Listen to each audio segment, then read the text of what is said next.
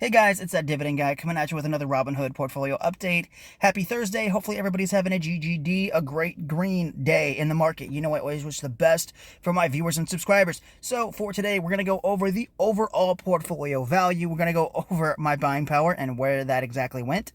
Then we're going to take a look at our individual holdings, what I bought with the dividends I received tonight, and of course, our watch list and what prices I would buy my stocks. So first up, we have a gain today of about 210 bucks, right around a 0.4% gain. For that 1 week mark, we're up $205. That 1 month mark, we are up 66 bucks, so about break even. That 3 month mark, we are up $4,300, about a 7.5% return. Year to date, we are up $9,200 with an 18.62% return. Then that 1 year mark, we're up $12,065 with a 25.65% return. And then all time since I believe April, of 2018, we're up $23,770 with a 67% return.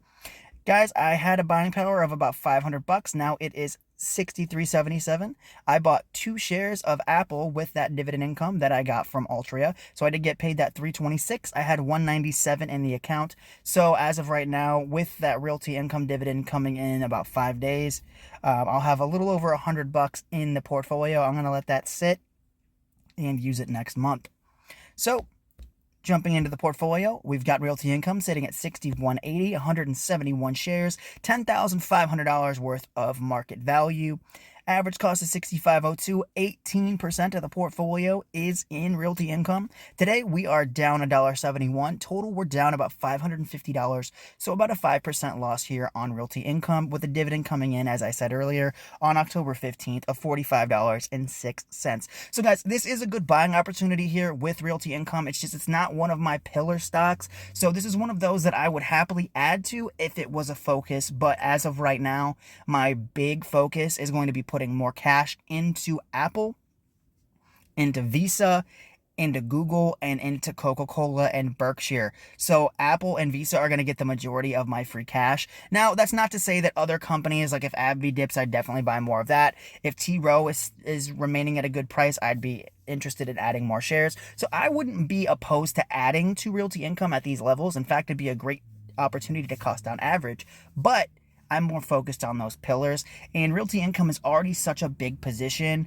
I have a lot of capital in it, and I want to be more focused on the coming year with those smaller positions that I do think will have more impactful growth when it comes to capital appreciation and dividend growth.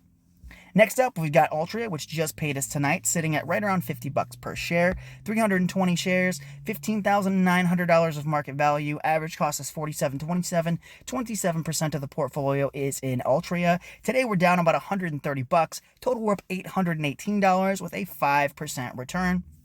Guys, like I said, it just paid us $326, and I have a queued order for 2 Apple shares. So I'm super excited about that.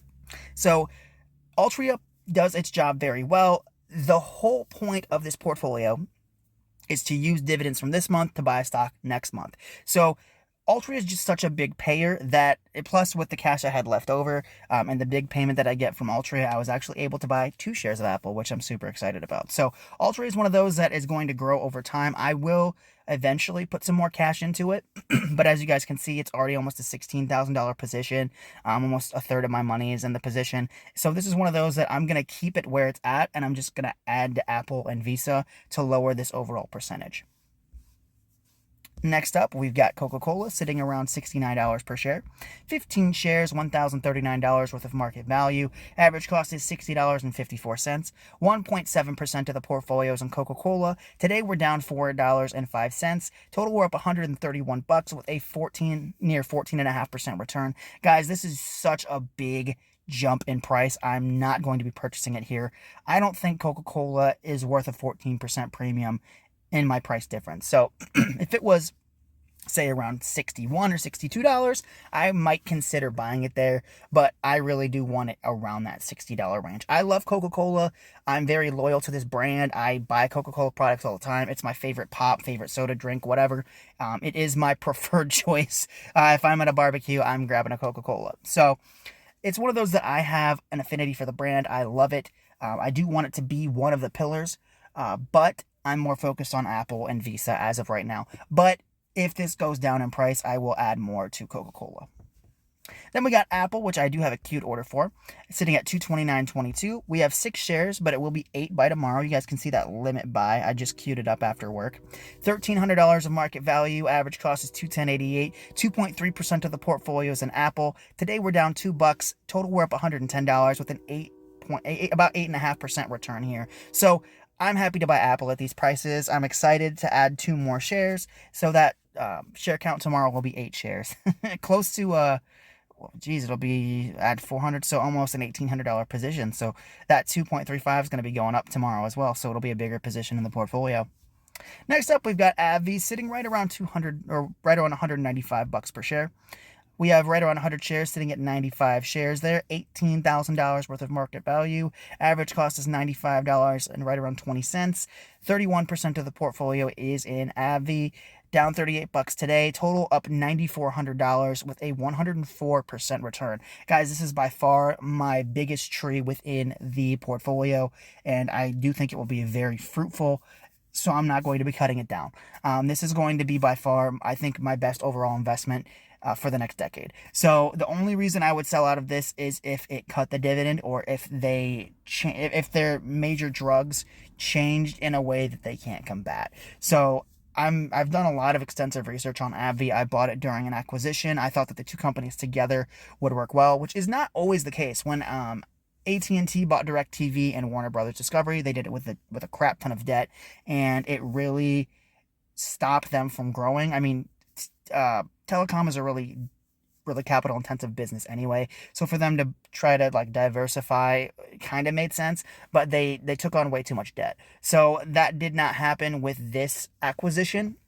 They did take on some debt, but it wasn't crazy amounts of debt, and I don't think that they're over encumbered by it. I think that their profits are strong enough to pay that off as they grow the dividend. So overall, the capital appreciation has been amazing. The dividend went from $1.07 to now $1.55. So holding it long term is something that I plan on doing, like I said, unless the economics of the business change or they cut the dividend by a substantial amount, and I can find something that pays as good with as consistent growth as what AbbVie has had, which that's actually that's really tough to do. Like, I've looked into like Procter and Gamble, looked into Starbucks, which has a really good growth rate, but it wouldn't pay as much with the amount of capital that I have in AbbVie. So, and I don't think the growth rate would be as good either.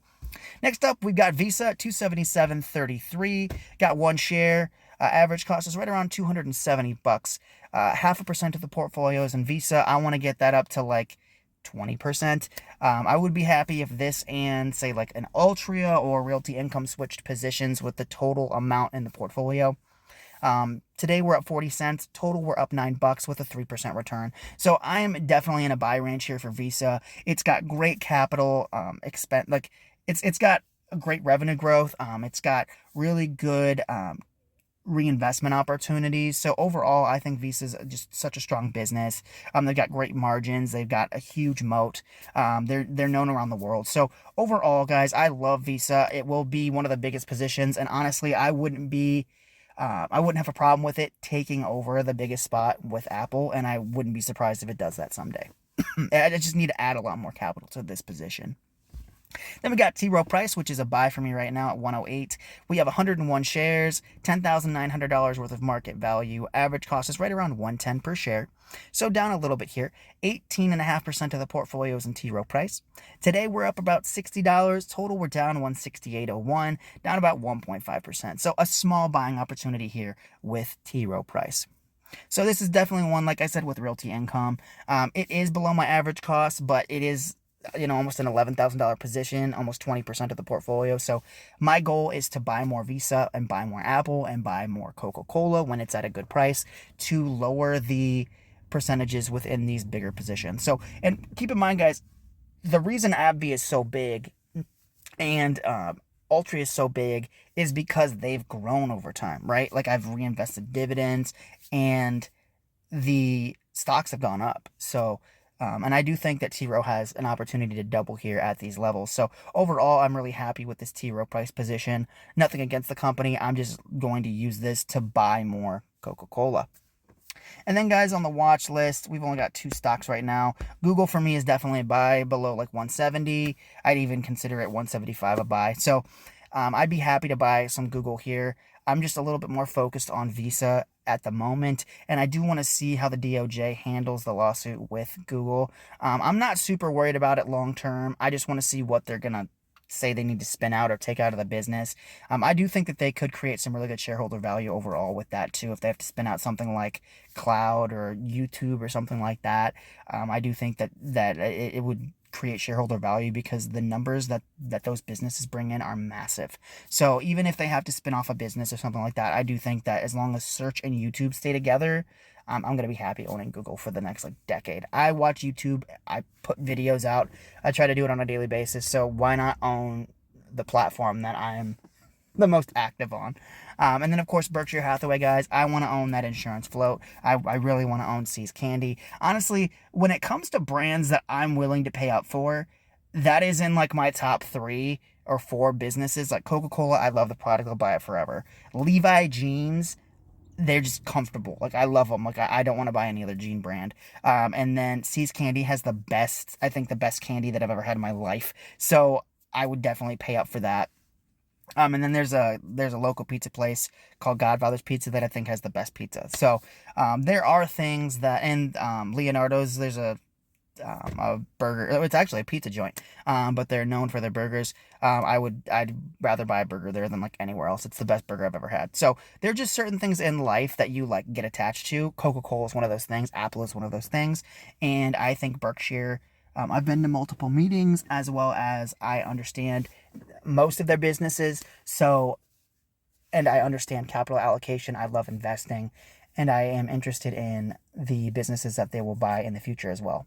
So overall, I love their business model, the decentralized kind of letting good managers do their own thing and just giving the profits to the bigger, Berkshire Hathaway business. So very bullish on Berkshire long term, even without Buffett and Munger. People are still going to be buying Geico insurance policies. They're going to buy Coca-Cola. They're going to buy Apple products. They're going to buy See's Candy. So they have a plethora of businesses. And just because Buffett and Charlie Munger aren't at the helm anymore doesn't mean that those businesses are going to go out of, they're not going to stop making money just because they're not there. So overall, I'm very, very bullish on Berkshire, and that will be the number 5 position. So overall, guys, I'm super excited that Ultra Dividend ended up buying me 2 shares of Apple, which will eventually be the biggest company in the portfolio.